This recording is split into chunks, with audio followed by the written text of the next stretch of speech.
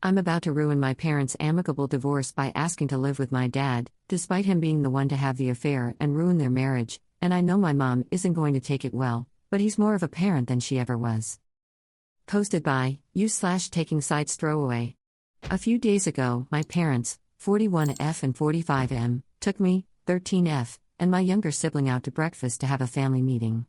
Over eggs and pancakes, my father admitted to having a brief affair with a family friend who used to watch me and my brother, 11, after school when we were younger. He did not make excuses and did not try to defend himself, and did not elaborate other than to say that he had cut all contact, and it was over. After that, he admitted the affair to our mom, and because he had hurt her, they were getting a divorce. They explained that they had already discussed it at length, and had already started the process. They had already agreed that our mother would keep the house, and though my father would continue to live at home for a while, he would be moving out by the end of the school year. Late June. They promised to keep us informed about all the proceedings they felt would affect us, and were ending it amicably. Which I have to believe is true because they continued to share a room until that day when my father moved down to the guest room in the basement. They also wanted to be open and honest about everything that was going on. Part of me wanted to feel angry or sad or something. Right now, all I really feel is disappointment. I was shocked, but not blown away because I never really saw love as much of a part of my parents' marriage more than duty. I was surprised that my father had an affair, because I didn't think him capable of it, but I respected him for laying it all out on the table and admitting the mistake was his. My brother seemed to handle the news the same way. Then they told us that one of them would end up with majority custody, and they didn't want either of us to be blindsided by it. They explained that we were both old enough that a judge would take any choice we made about which parent we wanted to live with into consideration, and that they would as well. They didn't want an answer then, but both said we would be able to talk to them about it, and regardless, we would be able to see both of them whenever we wanted and would share holidays and birthdays. The issues. I'm not here because I need to figure out which parent to choose, or upset because they are making me. I respect them for being honest and giving us the choice. I'm here because I've decided. And it's not the answer anyone thinks I should have. I've decided I want to stay with my dad. And I know that my mother and her family will not take that well, and will end the amicable part of the divorce. I know my father is the one who made a bad decision leading to the divorce. I know that being a teenage girl, everyone expects that being with my mother would make growing up easier. I know that I would have to leave the home me and my brother grew up in, and probably the school I've been in since preschool, since it looks like the places my dad is looking at are in other cities. I know that my mother makes more money than my father and could probably provide more, even though they said they would both share the responsibility. But looking at my parents objectively, my father is the parent I look up to, mistakes and all. He's the one who always wakes me up for school, makes my lunch and draws smiley faces on the bag. He read me bedtime stories, taught me to read and ride a bike, and fixed my boo-boos and helped me with my homework. He's the one I go to for comfort when I'm upset or sick or scared or just want to talk.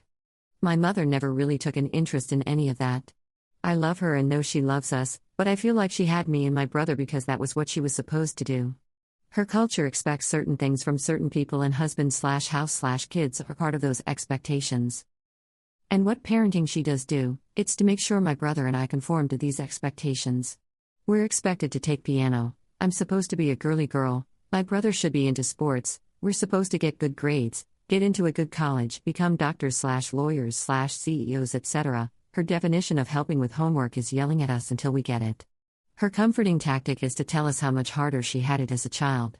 She had to do the math to figure out how old I was on my last birthday, and is definitely of the mind that children are meant to be seen and not heard.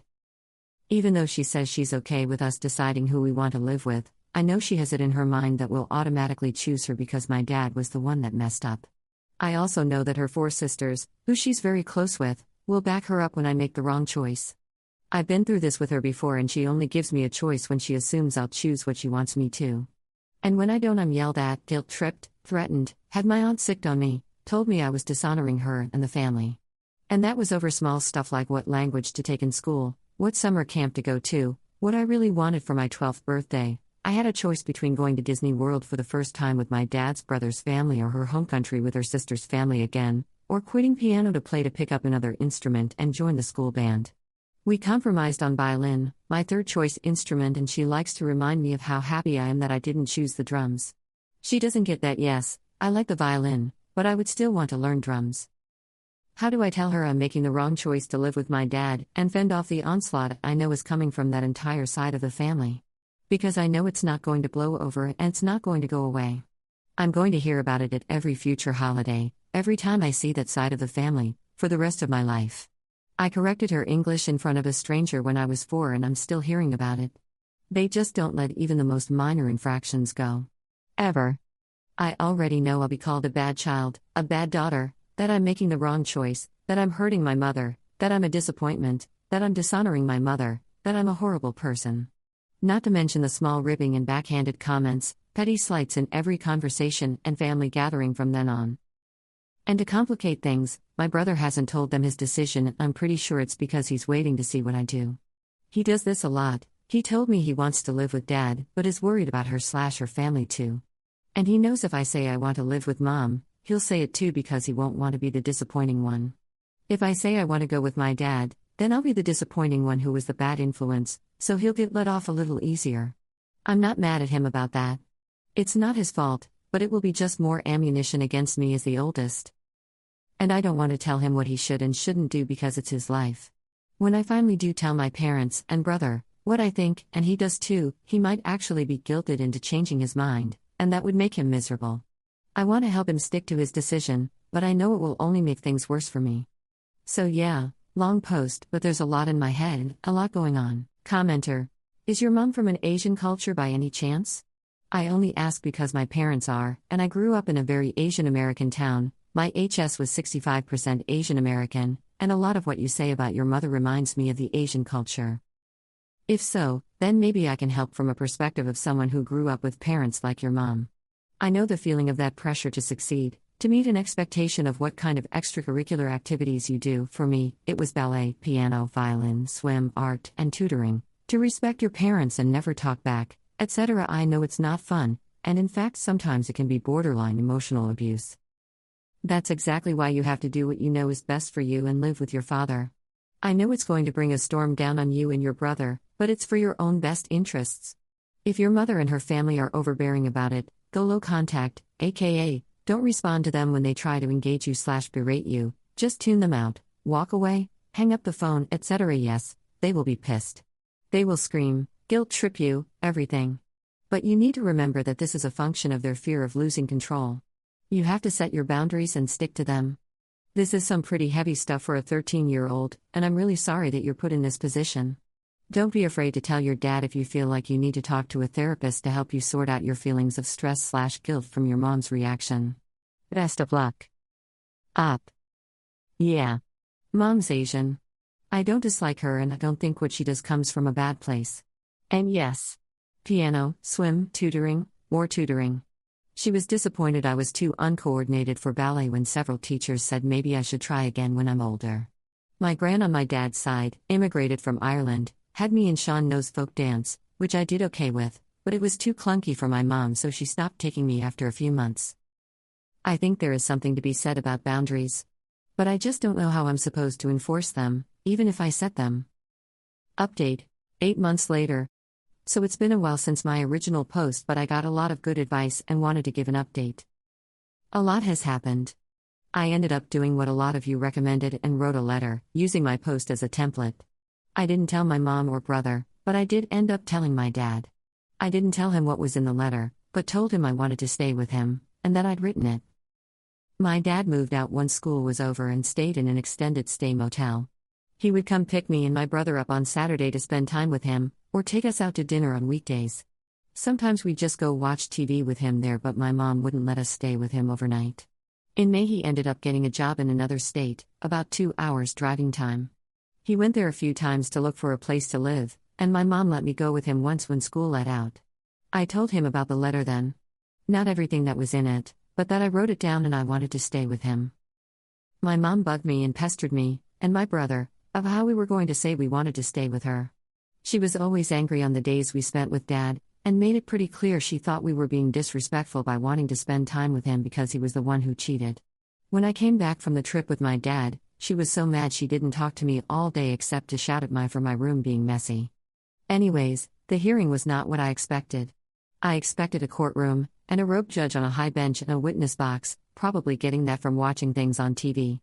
Instead, it was just me, my brother, my parents, and the judge in a plain office. It was a lot less intimidating than I thought it would be.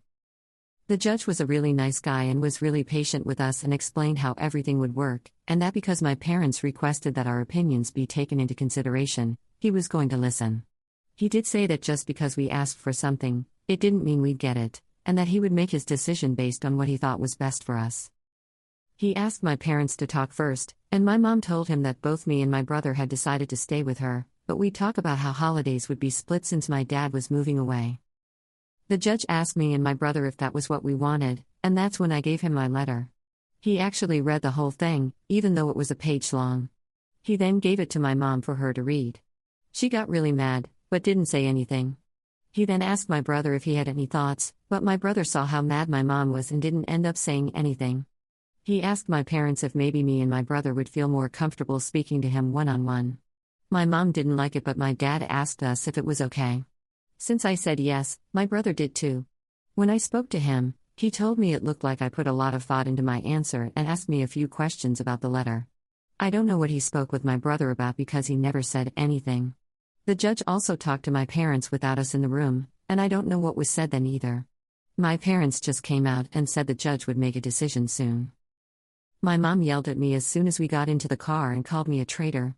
She refused to let me and my brother visit with our dad and invited her sisters to stay with us, and they yelled at us too. That's when I found out my brother told the judge he wanted to go with our dad as well. Anyways, that went on for a few weeks. I called my dad asking him to pick us up, but my mom would turn him away at the door, took my cell phone and grounded me. If she wasn't home, one of my aunts was there, so if my dad showed up, they'd send us to our rooms, threaten to call the police, then yell at us for contacting him, even though we hadn't. They asked us if we wanted to see our dad go to jail. My brother started sleeping in my room. We were both scared of our mom and aunts always yelling at us, and we're scared they would get our dad arrested and we'd never see him. We both spent a lot of time crying in our rooms because we couldn't leave the house. After 3 weeks, our dad came and brought a police officer with him, who told my mom she had to let him take us because he was our dad. She was really mad, but because it was the police who came with my dad, she had to let us go. Dad had apparently found a house in the new state, so he took us straight there. It's smaller than our mom's place, and there was no furniture at first, so we spent a few nights in sleeping bags on the floor, but I was glad to be with my dad. My brother slept in my dad's room for a long time because he was afraid my mom and aunts would come take us back. He let us know the judge said we could live with him, but we did have to go back in 2 weeks for a few days, because of their custody arrangement. Neither of us wanted to go, and my brother cried the whole way back. I felt like crying a lot too because I didn't want to go back either. Every time we went back, our aunts would be there, tell us we should call the judge and tell him we changed our minds, and would tell us we were bad children, and that we hurt our mom. We moved a lot of our stuff to our dad's. Our mom yelled at us every time we took something new until my dad asked if she wanted to have a police officer supervise the move, and she stopped complaining, but would slam things around, so we knew she was mad. We started at our new schools, which I was actually glad for, because after that, things got a lot more normal. My brother stopped being scared of being taken away, and stopped crying so much. I made a few friends who are really cool. Every 2 weeks, our dad would pick us up from school on Friday, drive us to meet our mom, and we'd stay with her until Sunday when we went back to dad's. Mom's place was always the same. She and our aunts would tell us we were making bad decisions, that we were failures, and that we had to tell the judge we were wrong for staying with our dad. We called a lot for our dad to pick us up early, but he told us it was our time with mom, and he would see us Sunday night. Then, a few weeks after school started, my dad came to pick us up to take us to our mom's, and my brother freaked out. He always cried and complained, honestly, so did I, but this time he refused to get in the car and started screaming and rolling on the ground saying he wouldn't go back. My dad tried to convince him we had to, and asked me to help, and I don't know. I just broke. I told him how horrible it was going back, and how the aunts were always there with mom and yelling at us, and I didn't blame him for not wanting to go back, because I didn't either, and both of us refused to get in the car. Dad yelled at us saying we didn't have a choice, but he finally gave in and promised he wouldn't take us back if we got in the car. He called our mom and said we weren't feeling well, so we weren't coming, and drove home. When we calmed down, he sat us both at the table and said we couldn't just refuse to go because we didn't want to. He told us the custody arrangement said that we had to go to mom's every other weekend, and if we didn't go along with it, she could go to court and take us full time. He did hear us out when we told him about how bad it was, and the aunt's always guilt-tripping us. He told us he was going to drop us off at our mom's the next day, but he promised to talk to her for us. Things didn't get any better that visit, but the next visit we went up a day early because my dad had to ask the judge that we go to family therapy. Mom was not happy and said we were ganging up on her when we told the therapist, let's call her Betty, why we hated going to her house. Betty asked my mom that maybe the aunts not come over every time we visited, and my mom refused, saying that they were family and she needed support when me and my brother ganged up on her. We said we didn't, but Betty told us that we should show more concern for our mom, because she just missed having us all the time. We shouldn't spend all our time arguing, and give our mom a chance because she's hurting. I felt bad, because I didn't think of it from mom's side, but my brother insisted he didn't want to go back. Betty got my mom to agree to try a visit without the aunts if we agreed to try to not argue with our mom. When we got home, the aunts came over anyways. Mom took our phones, called the therapist stupid, and that she didn't know what she was talking about. She and the aunts were the same, calling my dad names, calling us ungrateful and bad, and told us it was our fault. People thought our mom was crazy and had to go to therapy. My brother was supposed to have a friend from his old school come over, but my mother sent him away saying we were grounded for lying. My dad picked us up and was pissed when we told him what happened.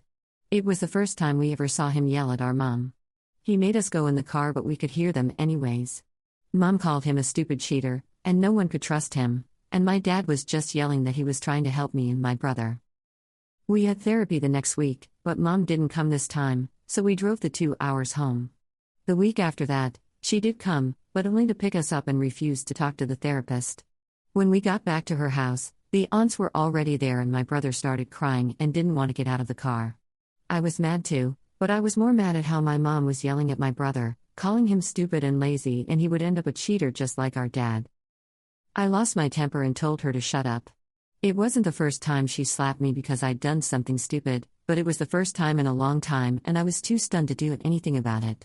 My mother took my phone and tried to take my brother's, but he said he forgot it. She, me and my brother to our rooms for being disrespectful while our aunts backed her up. I guess I have to give credit to my brother, because he didn't forget his phone. He just thought Mom would take it like she usually did and hid it in his underwear, so when he got to his room, he called our dad. I didn't know about it until my dad showed up an hour later with a police officer. He told me and my brother to get our things while our mom argued with the officer that it was her time with us. My dad told her my brother called and told him what happened. The officer asked me if it was true that my mom hit me, but honestly, I was too scared to say anything because my mom and aunts were watching. I ended up just saying something like I wanted to go home with my dad. He let us go with him, even though my mom kept arguing with him that she had a court order and we were supposed to stay there. When we got home, my dad just made us dinner and said he was sorry for what happened. I told him I didn't want to go back the next week, and he actually said okay. So that was the last time I saw my mom in person. It was the week after Halloween.